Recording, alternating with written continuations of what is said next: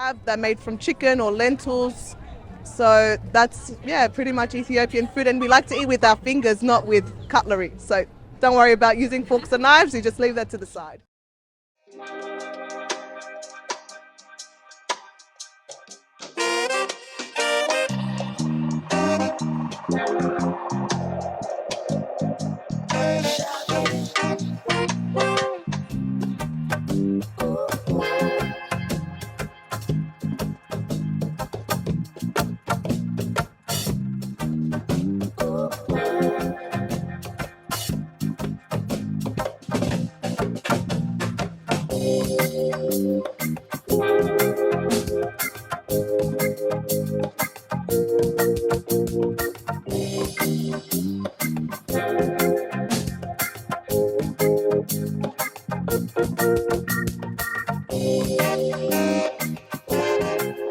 Welcome to Reconnecting Africa. I'm here at the Africulture Festival. Wonderful to see African people from different parts of Africa. Where you guys from? Durban. Durban? Durban. Yep, I'm from Durban.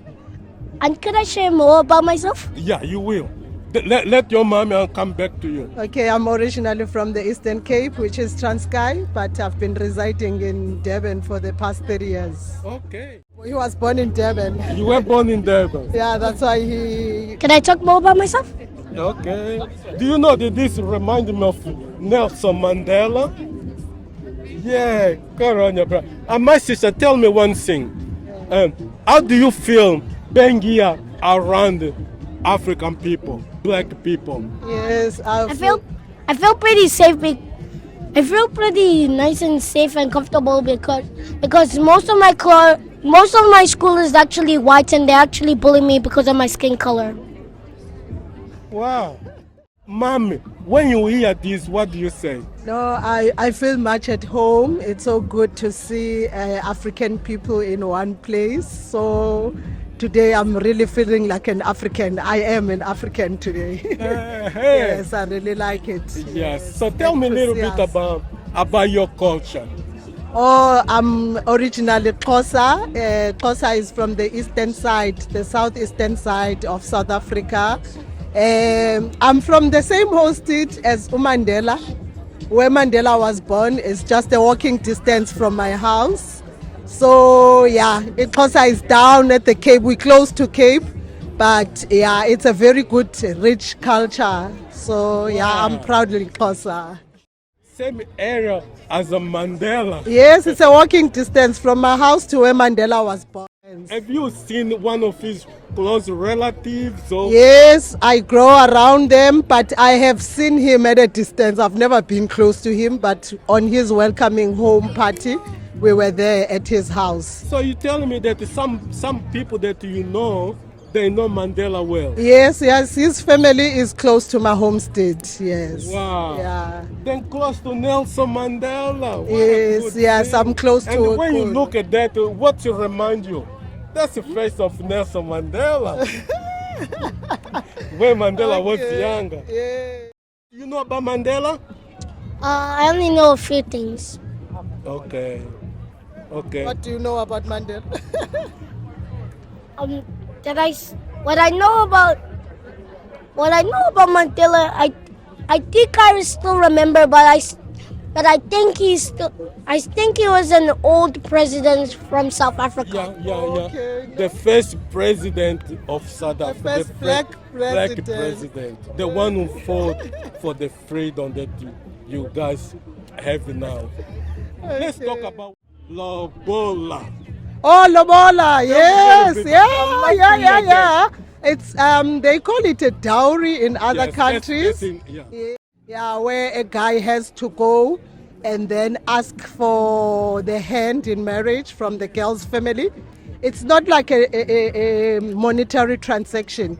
It's just to say thank you guys for bringing up or for borrowing this girl and bringing her up to be the woman she is today and ready to make her mine. African people should keep that tradition or should be abolition? It depends on the family, but I don't think if the groom should be discriminated if he doesn't have, he's not in a good financial standing to take a wife. Yeah, so I think if families, if they do sit down and negotiate and reach a common ground, yeah, because it's just a culture. It's not like something like a monetary or a financial transaction. So to keep Ubuntu going, I think it should continue. I don't think it should be abolished as such. I fully agree with you. Yeah. It's nothing about money, about material. It's more about the culture. Be respectful to the other side. Yes, it's to say thank you to the parents for bringing up this nice woman. I would make my life partner. Lobola is across, it's diverse, it's across. Even in India, they call it dowry. It's there, yeah. But I'm not sure about the other countries. But in Africa, it's a common culture. Okay, just Yeah. last question. I saw you on this line ordering food. What's your opinion on African food? African food is different. There's something about it, something magical, tasty, and our soil is the best. My name is Jim, and I'm from Nigeria. Okay, Yeah. what are you doing here, man? Just here to support a friend, Charcoal Kitchen, Charcoal Chops.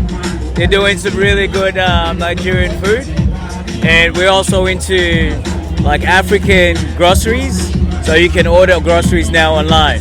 So we're just here to have fun. Tell me, I Yeah. saw the pamphlet there. Yeah. And I see a lot of seeds in there. Tell me what's this about? So with obviously you enjoy the African meal, it's amazing. Sometimes you wonder, how can I reproduce this, right? So in Africa we've got like seeds that are actually grown, and some of these seeds are actually, you can cook a lot of food with them. We've got things like a goosey seed. We've got things that obviously you can't reproduce them in Australia because of the bio hazard and environment. However, you can cook them and enjoy the meals here in Australia. So they're all like very good, very natural meals that you can cook with. You like your groceries. So if you enjoy a meal here and you want to reproduce it, we've got Geelong Afro Foods. They can deliver right at your foot door and get your food to you. Yeah. Tell me one thing, man. Yeah. Tell me one thing, the importance of African food. A lot of people in Africa, Yeah. they tend to sort of go more into European meal Yeah. rather than African food. What's your take on that?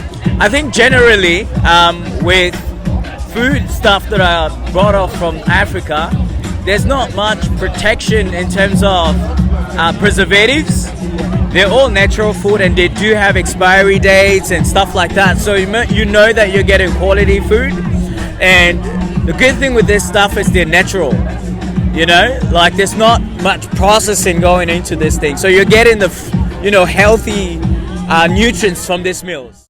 Tell me a little bit about Ethiopia, something that people don't know about it. So Ethiopia has 13 months of sunshine. It's the only African continent or country, I should say, that has remained free of being colonized. So yeah, that's something that maybe most people don't know about Ethiopia. Yeah. How long you been outside of Ethiopia? I was born and raised here in Sydney. So Yeah. have you been to Ethiopia? Yeah, I was there about 4 years ago. Yeah. I would love to go to Ethiopia, of course, and spend more time with my family and get to know the country, because there's so many different tribes and ethnic groups within the country that I feel like perhaps we don't know much about. So, well, Ethiopian food, as you can see, we've got the traditional flatbread called injera. So there are different like stews that you can have that are made from chicken or lentils. So that's, yeah, pretty much Ethiopian food. And we like to eat with our fingers, not with cutlery. So don't worry about using forks and knives. You just leave that to the side. What's your opinion on dowry? From my understanding, it's like you give some type of money to the bride's family, right, prior to marriage. I don't know. I think it's a tradition, but perhaps as long as both the parties, the bride and the groom, they're happy to be with each other, then I think it's all right. So the favorite part of the Ethiopian culture is how we like to celebrate each other, and I love how we all come together as a community and we all share our food on one plate, and I think that brings a sense of unity and a togetherness. So that's my favorite part of our culture. I love that. So do you feel any difference between our Australian culture and the Ethiopian culture? Significance difference. I think, it's quite significant. I think Australian is quite individualistic in its nature, and we operate around community and we value community. And I think our identity is based on community. So that's a huge difference for me that I've noticed.